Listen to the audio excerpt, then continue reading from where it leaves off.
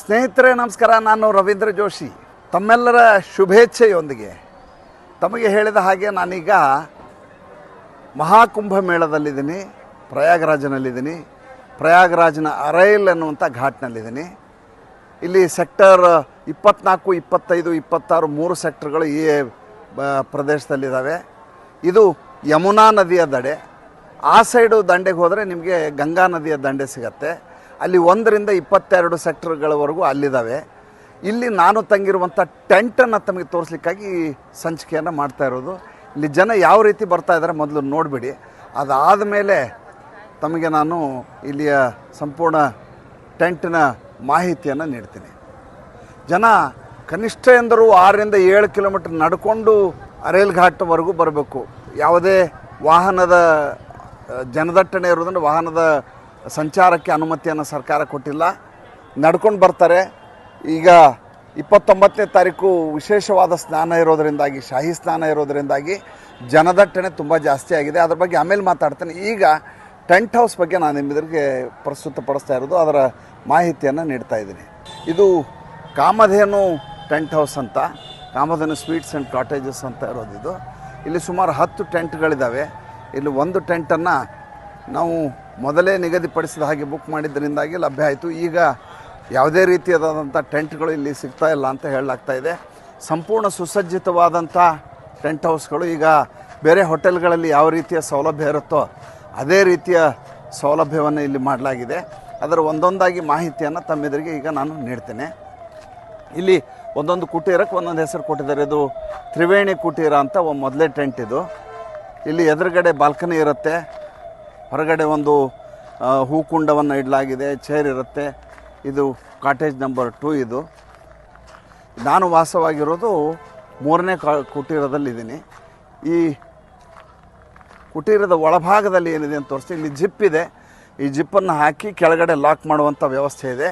ಇಲ್ಲಿ ಯಾರಾದರೂ ನನ್ನನ್ನು ಭೇಟಿ ಆಗಲಿಕ್ಕೆ ಬರೋರಿಗಾಗಿ ಇಲ್ಲಿ ಕೂಡ್ಲಿಕ್ಕೆ ವ್ಯವಸ್ಥೆ ಇದೆ, ಸಂದರ್ಶಕರಿಗಾಗಿ. ಇಲ್ಲಿ ನಾನು ಬಂದವರನ್ನು ಭೇಟಿ ಆಗಲಿಕ್ಕೆ ಅವಕಾಶ ಇದೆ. ಇದಾದ ಮೇಲೆ ಒಳಗಡೆ ನೇರವಾಗಿ ಇನ್ನೊಂದು ರೂಮಿನ ಪಾರ್ಟಿಷನ್ ಇರುತ್ತೆ. ಇದಕ್ಕೊಂದು ಜಿಪ್ ಇದೆ, ಮೇಲ್ಗಡೆ ಲೈಟ್ ಹಾಕಲಾಗಿದೆ. ಇಲ್ಲಿ ಒಳಗಡೆ ಹೋದರೆ ನಿಮಗೆ ಈ ಜಿಪ್ಪನ್ನು ತಕ್ಕೊಂಡು ಒಳಗಡೆ ಬಂದರೆ ಇದು ಒಂದು ಬೆಡ್ರೂಮು. ಇಲ್ಲಿ ಎದುರುಗಡೆ ಸೋಫಾ ಇಡಲಾಗಿದೆ ಕುತ್ಕೊಳ್ಳಿಕ್ಕೆ. ಪಕ್ಕದಲ್ಲಿ ವಾರ್ಡ್ರೋಬ್ ಇದೆ. ಇದು ಬರೀಲಿಕ್ಕೆ ಟೇಬಲ್ಲು, ಚೇರ್ಗಳು. ಇಲ್ಲಿ ಒಂದು ಹೀಟ್ರ್ ಇದೆ. ಯಾಕೆಂದರೆ ಇಲ್ಲಿ ಸ್ಪೈನ್ ಚಿಲ್ಲಿಂಗ್ ಅಂತಾರಲ್ಲ, ಅಂದರೆ ನಮ್ಮ ಬೆನ್ನು ಹುರಿಯೂ ಕೂಡ ಸೆಟೆದು ಹೋಗುವಂಥ ಚಳಿ ಇರೋದರಿಂದಾಗಿ ಇಲ್ಲಿ ಹೀಟರ್ ರಾತ್ರಿ ಹೊತ್ತಿನಲ್ಲಿ ಅಗತ್ಯವಾಗಿರೋದರಿಂದ ಪ್ರತಿಯೊಂದು ರೂಮ್ನಲ್ಲಿಯೂ ಈ ರೀತಿಯ ಹೀಟರ್ನ ಸೌಲಭ್ಯ ಇರುತ್ತೆ. ಇದೊಂದು ಕಾಟನ್ನು ಹಾಕಲಾಗಿದೆ. ಇಲ್ಲಿಂದ ಸೀದಾ ಒಳಗಡೆ ಹೋದರೆ ನಿಮಗೆ ವಾಶ್ರೂಮ್ ಸಿಗುತ್ತೆ. ಇದು ಇಲ್ಲಿ ವಾರ್ಡ್ರೋಬ್ ಇಡಲಾಗಿದೆ. ಪಕ್ಕದಲ್ಲೊಂದು ಮಿರರ್ ಇದೆ, ಮಿರರ್ ಸೌಲಭ್ಯ. ಇಲ್ಲಿ ಬಂದರೆ ಎದುರುಗಡೆ ಒಂದು ಸಿಂಕು, ಅದಕ್ಕೊಂದು ಕನ್ನಡಿ, ಬೇಕಾದಂಥ ಟವಲ್ಗಳು ಎಲ್ಲ ಸೌಲಭ್ಯ, ಕಮೋಡ್ ಸೌಲಭ್ಯ ಇದೆ. ಇಲ್ಲಿ ಗಂಗಾ ನದಿಯ ಸ್ನಾನ ಮಾಡಿ ಬಂದ ಮೇಲೆ ಮತ್ತೊಂದು ಸಲ ಸ್ನಾನ ಮಾಡೋರಿಗಾಗಿ ಸ್ನಾನದ ವ್ಯವಸ್ಥೆ, ಅದರ ಜೊತೆ ಒಂದು ಹ್ಯಾಂಡ್ ಶವರನ್ನು ಕೂಡ ಇಟ್ಟಿದ್ದಾರೆ. ಇಡೀ ದಿವಸ ಗೀಝರ್ ಸೌಲಭ್ಯ ಇರೋದರಿಂದ ಬಿಸಿನೀರು ಯಾವಾಗಲೂ ಲಭ್ಯ ಇರುತ್ತೆ. ಇದು ಇಲ್ಲಿರುವಂಥ ವ್ಯವಸ್ಥೆ, ಈ ಕಾಟೇಜ್ದ ವ್ಯವಸ್ಥೆ. ಸಮಸ್ಯೆ ಏನಪ್ಪ ಅಂದರೆ ಈ ಕಾಟೇಜ್ಗಳೆಲ್ಲ ಮಧ್ಯಮ ವರ್ಗೀಯರು, ನಮ್ಮಂಥವ್ರಿಗೆ ಭಾಳ ದೊಡ್ಡದಾದಂಥ ಬರ್ಡನ್ ಆಗುವ ಎಲ್ಲ ಸಾಧ್ಯತೆ ಇರುತ್ತೆ. ಯಾಕೆಂದರೆ ಒಂದು ರೂಮ್ಗೆ, ಈ ರೂಮ್ಗೆ ಒಂದು ದಿನಕ್ಕೆ 17,500 ರೂಪಾಯಿಗಳು ಮತ್ತು ಟ್ಯಾಕ್ಸು. ಅಂದರೆ ಸರಿಸುಮಾರು 20,000 ರೂಪಾಯಿನ ನಾವು ಒಂದು ದಿವಸಕ್ಕೆ ಕೇವಲ ರೂಮ್ಗಾಗಿ ಕೊಡಬೇಕಾಗತ್ತೆ. ಅದು ಬಿಟ್ಟರೆ ಬೇರೆ ಬೇರೆ ಅಖಾಡಗಳಲ್ಲಿ ಮಲ್ಕೊಳ್ಳಿಕ್ಕೆ ವ್ಯವಸ್ಥೆ ಇರುತ್ತೆ. ಆದರೆ ಈಗ ಆ ರೀತಿಯಾದಂಥ ಜನದಟ್ಟಣೆಯಲ್ಲಿ ಹುಡುಕೊಂಡು ಹೋಗುವಷ್ಟು ಸಮಯ, ತಾಳ್ಮೆ ಎರಡೂ ಇರೋದಿಲ್ಲ. ಹೀಗಾಗಿ ಮುಂಚೆಯೇ ಬರೋರಿಗೆ ಅನುಕೂಲ. ಈಗ 2 ಸ್ನಾನಗಳಿರೋದ್ರಿಂದ, ಒಂದು ಶಾಹಿ ಸ್ನಾನ, ಈಗ 29ಕ್ಕೆ ಮೌನಿ ಅಮಾವಾಸ್ಯೆ ಸ್ನಾನ ಇದೆ. ಅದಾದಮೇಲೆ 3ನೇ ತಾರೀಕಿಗೆ 2ನೇ ಸ್ನಾನ ಇದೆ. ಹೀಗಾಗಿ ಜನದಟ್ಟಣೆ ಜಾಸ್ತಿ ಇದೆ.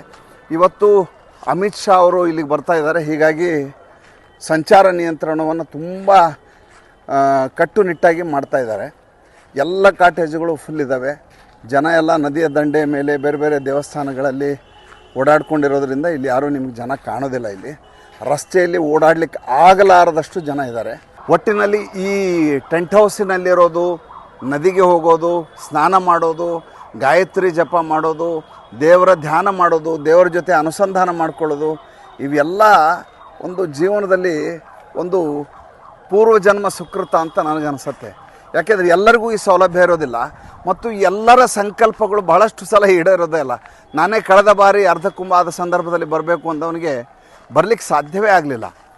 ಆದರೆ ಈ ಬಾರಿ ತಮಗೆ ಹೇಳಿದ ಹಾಗೆ ಮೊದಲನೇದಾಗಿ ದೇವರ ಅನುಗ್ರಹ, ಎರಡನೇದ್ದು ಗಂಗಾ ಯಮುನಾ ಮಾತೆಯರ ದಿವ್ಯ ಕೃಪಾ ಕಟಾಕ್ಷ ನಮ್ಮ ಮೇಲೆ, ಜೊತೆಗೆ ತಮ್ಮೆಲ್ಲರ ಶುಭೇಚ್ಛೆ, ಇದೆಲ್ಲದರಿಂದ ಇಂಥದ್ದೊಂದು ಪ್ರವಾಸ ಅನ್ನೋಕ್ಕಿಂತ ಯಾತ್ರೆ ಸಾಧ್ಯ ಆಯಿತು. ನನ್ನ ಜೀವನದ ಸುಕೃತ ಅಂತ ಹೇಳಿದರೆ ಅದು ಉತ್ಪ್ರೇಕ್ಷೆ ಆಗಲಾರದು. ತಮ್ಮ ಆಶೀರ್ವಾದ ಯಥಾ ಪ್ರಕಾರ ಇದೇ ರೀತಿ ಇರಲಿ ಅಂತ ತಮ್ಮ ಹತ್ರ ಬೇಡ್ಕೊಳ್ತಾ ಈ ಸಂಚಿಕೆಯನ್ನು ಮುಗಿಸ್ತಾ ಇದ್ದೇನೆ. ನಮಸ್ಕಾರ.